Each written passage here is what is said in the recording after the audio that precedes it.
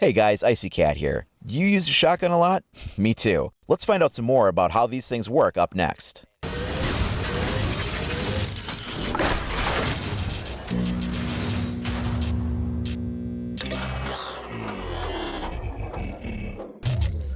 Let's start with the Model 590A1. It has a damage of 48, mobility of 42, and 7 rounds in the tube. For testing purposes, I'm going to get in this notch of the cabinets here, and then I'm going to have the other player back against the wall so we always have a consistent range. I'm going to do an ADS fire here so I can see what the buckshot spread is on the wall. That's the pattern we have at this particular range. And then I'm going to go back into position here, again, keeping the same range checked by that barrier, and do a hip fire. And now we're just going to step forward and take a look at this.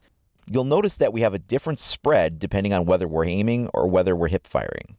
I'm going to take a shot here and I do 100 damage to the chest. You'll see that that was not a headshot. I do not get points for a headshot. So one hip fire to the chest was enough to drop this character without it being a headshot, and that was interesting.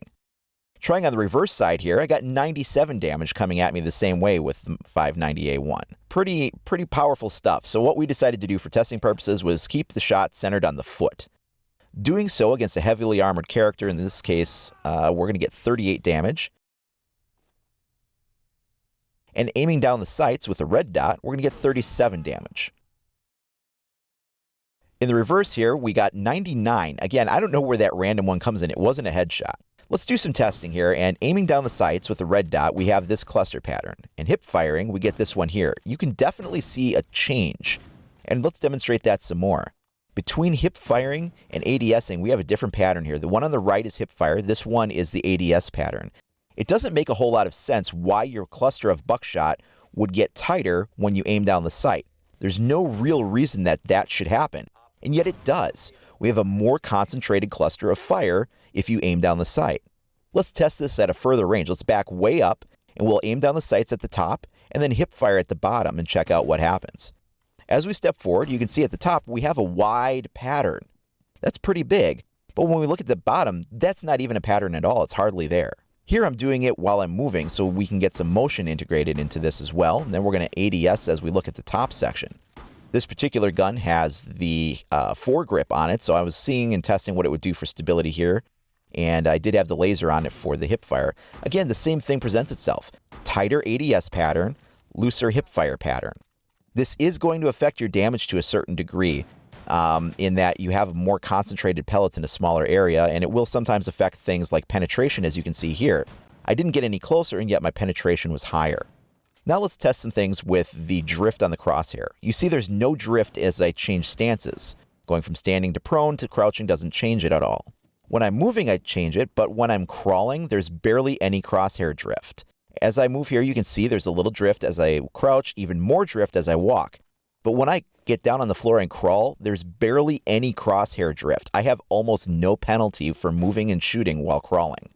That seems a little strange to me because when you're really crawling with a gun, your arms are moving all over the place and you would actually have more drift than you would if you were actually standing and moving. The patterns for hip fire, they're pretty scattered here. It doesn't seem to make a whole lot of difference what attachment you have on in regards to a sight. Using the shotgun for penetration is what you're going to want to do. They cut through walls pretty effectively, as seen here. That's going to be their main focus.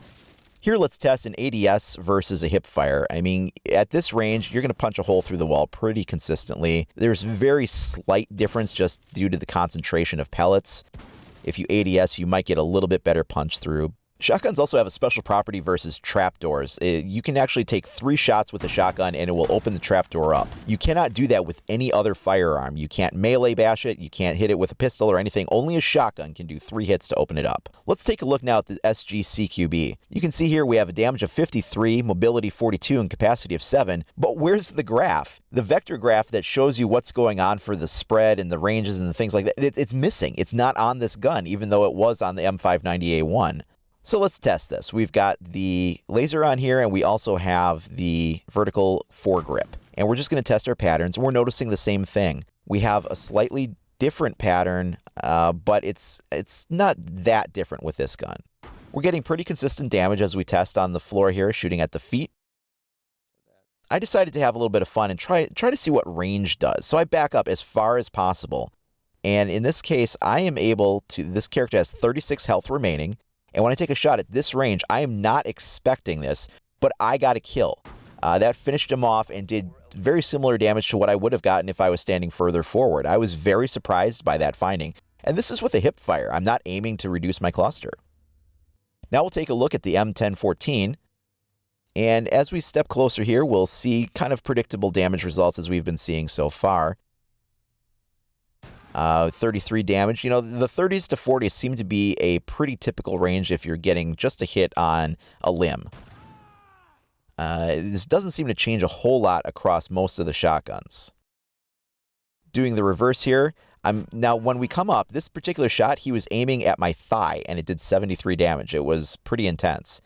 Doing the same thing from further back, 79 at that range. He was further back that time.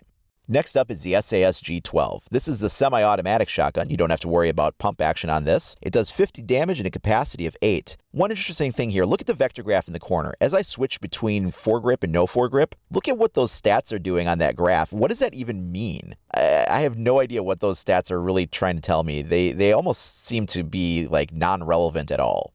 As we compare damage though here, we're getting pretty consistent. One thing I do notice just a little bit is that the spread ranges between the aim down sights versus non-aim down sights doesn't seem to be as dramatic as it seems to be on some of the other models.